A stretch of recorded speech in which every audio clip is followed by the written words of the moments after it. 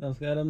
നമ്മളിന്നൊരു 2 ടെസ്റ്റിങ്ങിലാണ്. ഒന്ന് നമ്മുടെ സാൻട്രോയുടെ ഷോക്ക് അബ്സോർവറിന് ചെറിയ ചെറിയ ജെർക്കിങ് ഒക്കെ ഫീൽ ചെയ്യുന്നുണ്ട്. അപ്പോൾ ഞാനതൊന്ന് നോക്കാൻ വേണ്ടി ഇറങ്ങിയതാണ്. അതുപോലെ തന്നെ നമ്മുടെ ഗോപ്രോയുടെ ഈവനിങ്, അതായത് നൈറ്റ് ഷൂട്ടിങ് എങ്ങനെയുണ്ട്. അതായത് ഇപ്പോൾ ഒരു വൈകുന്നേരം ഒരു 7 മണി ആവാൻ പോകുന്നു.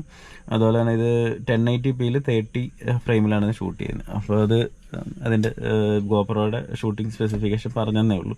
അപ്പോൾ നമ്മളിന്ന് മേജറായിട്ട് പറയാൻ പോകുന്ന കുറച്ച് കാര്യങ്ങൾ സാൻട്രോ അതുപോലെ തന്നെ യൂസ്ഡ് കാർസിനെ പറ്റിയാണ്.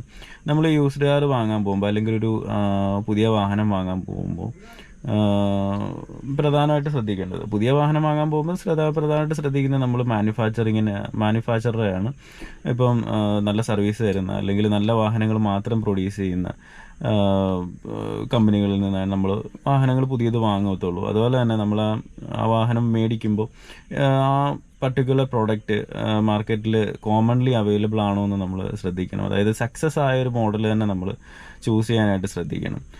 അത് ശ്രദ്ധിച്ചില്ലെങ്കിൽ നമുക്ക് പിന്നീട് ഭാവിയിൽ റീസെയിൽ വാല്യൂവിനെ അത് ബാധിക്കും. അതുപോലെ തന്നെ നമുക്ക് സ്പെയർ പാർട്സ് കിട്ടാനായിട്ട് ബുദ്ധിമുട്ടുണ്ടാകും. നമുക്കിപ്പോൾ തന്നെ നോക്കിക്കഴിഞ്ഞാൽ അറിയാം, നമ്മുടെ ഹോണ്ട സിറ്റി പോലുള്ള വാഹനങ്ങളുടെ സ്പെയർ പാർട്സ് ഒക്കെ കിട്ടാനും അതുപോലെ തന്നെ സർവീസും ഒക്കെ ഇപ്പം അത് അത്രയും കോമൺ ആണെങ്കിൽ പോലും അത് അവൈലബിലിറ്റി കുറവാണെന്ന് പല കസ്റ്റമേഴ്സും അത് എടുത്ത ആൾക്കാരൊക്കെ ഇപ്പോൾ കംപ്ലൈൻറ്റ് ചെയ്യുന്നുണ്ട്. അതുപോലെ തന്നെ നമുക്കറിയാം ടാറ്റ പോലുള്ള വാഹനങ്ങൾ ഉണ്ടെങ്കിലും അതിൻ്റെ സർവീസ് സെൻറ്ററിലെ ക്വാളിറ്റിയും കാര്യങ്ങളൊക്കെ നമ്മൾ റീസെൻ്റ്ലി നമ്മൾ കേൾക്കുന്നതാണ്. ആൾക്കാർ വാങ്ങിച്ച് ഉപയോഗിക്കുന്ന ആൾക്കാർ തന്നെ പറയുന്ന റിവ്യൂസും കാര്യങ്ങളൊക്കെ നമ്മൾ കേൾക്കുന്നതാണ്. അപ്പോൾ അതൊക്കെ ജസ്റ്റ് എക്സാമ്പിൾ പറഞ്ഞു എന്ന് മാത്രം. അപ്പോൾ അതിൽ വളരെ റെലവൻ്റ് ആയിട്ട് നിൽക്കുന്ന, അതായത് അതായത് ഇന്ത്യൻ മാർക്കറ്റിൽ വാഹനങ്ങൾ ഇറക്കി തുടങ്ങിയ സമയം തൊട്ട് തന്നെ നല്ല രീതിയിൽ കൊണ്ടു നടക്കുന്ന ഒരു മാനുഫാക്ചറാണ് നമ്മുടെ ഹുണ്ടായി എന്ന് പറയുന്നത്. ഹുണ്ടായുടെ തന്നെ ഏറ്റവും വൈബ്രൻ്റ് ആയിട്ട് ഏറ്റവും സ്റ്റണ്ണിങ് ആയിട്ട് ഈ 2017 വരെ കൊണ്ടു നടന്ന ഒരു മോഡലാണ്. 2015 വരെ ഉണ്ടായിരുന്ന സാൻട്രോ സിങ്ങും 2017 അത് കഴിഞ്ഞിട്ട് നമുക്ക് വേറൊരു മോഡലും കിട്ടിയിരുന്നു. പക്ഷേ സാൻട്രോ സിങ് അവർ 2015 അവസാനിപ്പിച്ചു. അപ്പോൾ അങ്ങനെ കൊണ്ടു നടന്ന ഒരു മോഡലാണ് സാൻട്രോയുടെ സിങ് എന്ന് പറയുന്ന മോഡൽ. അപ്പോൾ ഇപ്പം അവർ കൂടുതൽ ഫോക്കസ് ചെയ്യുന്ന വെന്യൂവിലും ക്രെട്ടയിലുമാണ്. അപ്പോൾ സാൻട്രോയുടെ അല്ലെങ്കിൽ ഇതിൻ്റെ ഒരു മേജറായിട്ടുള്ളൊരു പ്രോബ്ലം ഉണ്ട്.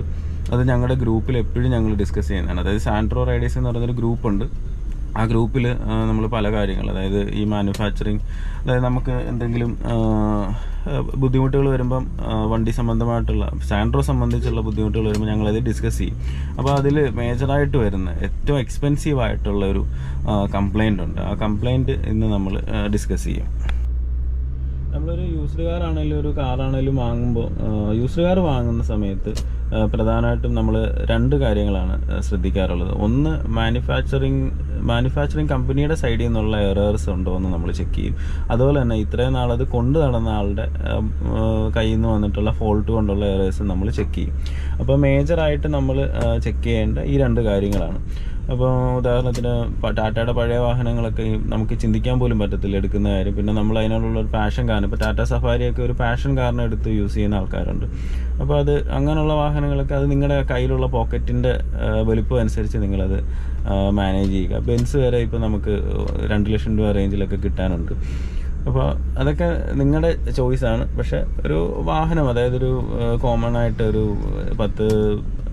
20,000 30,000 രൂപ മാസം ശമ്പളം കിട്ടുന്ന ഒരാൾ, ഇല്ലെങ്കിൽ ഒരു പ്രവാസിയായിട്ടുള്ള ഒരാൾക്ക് ചൂസ് ചെയ്യാൻ പറ്റുന്ന ഒരു പ്രൈമറി വെഹിക്കിളായിട്ടൊക്കെ യൂസ് ചെയ്യാൻ പറ്റുന്ന വാഹനത്തെ പറ്റിയാണ് ഞാൻ പറയുന്നത്. സാൻട്രോ അല്ലെങ്കിൽ സ്വിഫ്റ്റ് അല്ലെങ്കിൽ നമുക്ക് അങ്ങനെയുള്ള വാഹനങ്ങളൊക്കെ ചൂസ് ചെയ്യാം. ഇതൊക്കെ നമ്മൾ ഉപയോഗിച്ച ആളുടെ മിസ്റ്റേക്ക് കൊണ്ട് പറ്റുന്ന മേജറായിട്ടുള്ളൊരു കംപ്ലൈൻ്റാണ് സ്ലെഡ്ജ്. അതായത് ഓയിൽ കറക്റ്റായിട്ട് മാറാതെ അതിൻ്റെ അകത്ത് ഇതിൻ്റെ കാർബൺ ഡെപ്പോസിറ്റും അതുപോലെ തന്നെ ഈ ഓയിലിൻ്റെ പഴക്കമുള്ള ഓയിലിൻ്റെ ആ ഒരു തിക്നെസ്സും ഒക്കെ കൊണ്ട് എൻജിൻ സൈഡ് ഫുള്ള് ഇങ്ങനെ എന്താ പറയുക സ്ലഡ്ജ് കൊണ്ട്, അതായത് അഴുക്കുകൊണ്ട് നിറയുക എന്ന് പറയുന്നൊരു അവസ്ഥയുണ്ട്.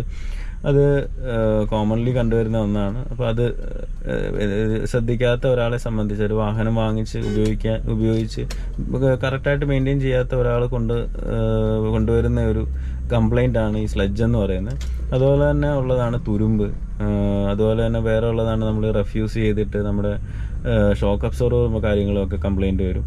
അപ്പോൾ ഇതൊക്കെ എന്ന് പറയുന്നത് കോമൺലി കണ്ടുവരുന്ന ഒരു വാഹനം വേണ്ട രീതിയിൽ മെയിൻറ്റെയിൻ ചെയ്യാതെ വരുമ്പോൾ ഉണ്ടാകുന്ന കംപ്ലൈൻറ്റ്സ് ആണ്. അപ്പോൾ അങ്ങനെ അല്ലാതെ മാനുഫാക്ചറിങ് സൈഡിൽ നിന്ന് വരുന്ന കംപ്ലയിൻസ് എന്ന് പറഞ്ഞു കഴിഞ്ഞാൽ, ചില ജർമ്മൻ കാറുകൾ നമ്മൾ ഉദാഹരണത്തിന് എടുക്കുകയാണെങ്കിൽ, ജർമ്മൻ കാറുകൾ ഇത്ര കിലോമീറ്റർ കഴിയുമ്പോൾ അത് ഡിമോണിഷ് ചെയ്തേ പറ്റുമോ എന്നുള്ള രീതിയിൽ തന്നെയാണ് കമ്പനികൾ അത് ഇറക്കാറുള്ളത്. മേജറായിട്ടുള്ള എല്ലാ ജർമ്മൻ ബ്രാൻഡുകളും, വോക്സ് വാഗൻ ആണെങ്കിലും ബെൻസ് ആണെങ്കിലും ഓഡി, BMW, ഇങ്ങനെയുള്ള ഏത് മാനുഫാക്ചറിങ് കമ്പനി എടുത്താലും നമുക്കത് കോമൺലി അത് ഇത്ര കിലോമീറ്റർ ആകുമ്പോൾ ഇന്ന സാധനങ്ങൾ മാറ്റിയേ പറ്റുള്ളൂ, അല്ലെങ്കിൽ ഈ വാഹനം ഓടിക്കാൻ പറ്റില്ല, അത് ഡിമോണിഷിങ് ചെയ്ത് കളഞ്ഞേ പറ്റുള്ളൂ എന്ന രീതിയിൽ തന്നെയാണ് എല്ലാ മാനുഫാക്ചറിങ് കമ്പനീസും. അങ്ങനെയുള്ള, അതായത് ജർമ്മൻ മാനുഫാക്ചറിങ് അങ്ങനെയുള്ള വലിയ ബ്രാൻഡുകൾ അങ്ങനെയാണ് കാറുകൾ ഇറക്കാറുള്ളത്. അപ്പോൾ അതൊക്കെ കഴിവതും ഒഴിവാക്കുന്നതായിരിക്കും നല്ലത്. പിന്നെ ഇപ്പോൾ എടുക്കാൻ പറ്റിയ ഏറ്റവും നല്ല വാഹനം സാൻട്രോ ആണെന്നുള്ള രീതിയിൽ ഞാൻ പറയുന്നില്ല.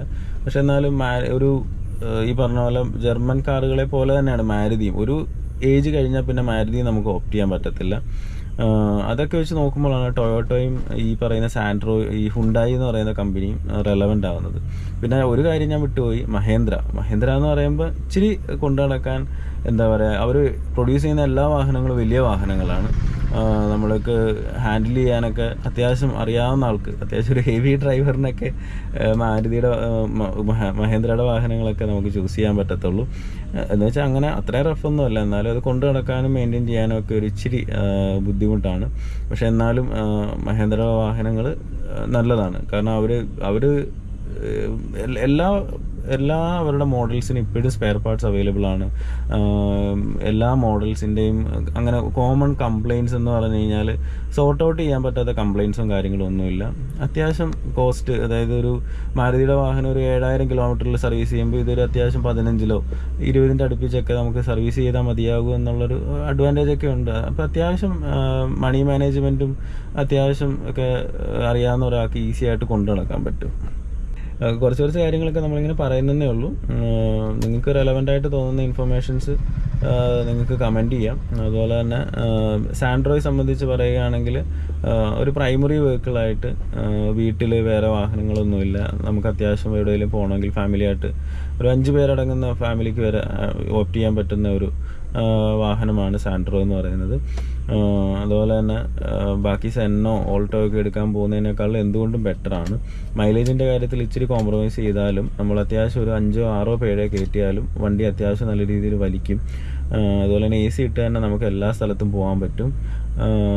പിന്നെ ഷോക്ക് അബ്സോർവറിൻ്റെ കാര്യം പറയുകയാണെങ്കിൽ അത്യാവശ്യം ചെറിയൊരു സർവീസ് 5 വർഷത്തിൽ കൂടുമ്പോഴൊക്കെ ചെയ്താലും മതി, നമുക്ക് അത്യാവശ്യം നല്ല രീതിയിൽ ഇത് കൊണ്ടു നടക്കാൻ പറ്റും. പിന്നെ ഇതിൻ്റെ മേജറായിട്ടുള്ള കംപ്ലയിൻ്റ് എന്ന് പറയുന്നത് MSA ആണ്. അതായത് ഇതിൻ്റെ എയർ ഫ്ലോ സെൻസറിന് കംപ്ലയിൻറ്റ് വരും.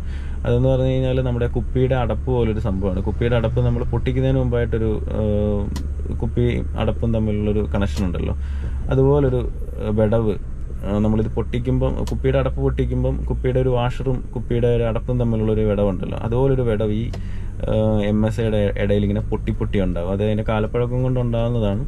അത് ഡ്യൂപ്ലിക്കേറ്റ് 3500 രൂപ വരും. അല്ലാതെ ഒറിജിനൽ പാർട്സിന് ഏകദേശം 13,000 രൂപ 18,000 രൂപയൊക്കെയാണ് പല ഷോറൂംസിലും പറയുന്നത്. അപ്പോൾ ഏകദേശം ഒരു 15 രൂപയുടെ അടുത്ത് എന്തായാലും ഇതിനൊരു കോസ്റ്റ് വരുന്നുണ്ട്.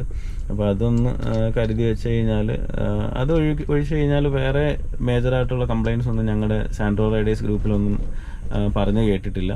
പിന്നെ വരുന്നതിൻ്റെ സൈലൻസറിൻ്റെ തുരുമ്പാണ്. അത് കോമൺലി എല്ലാ വാഹനങ്ങൾക്കും ഉള്ളതാണ്.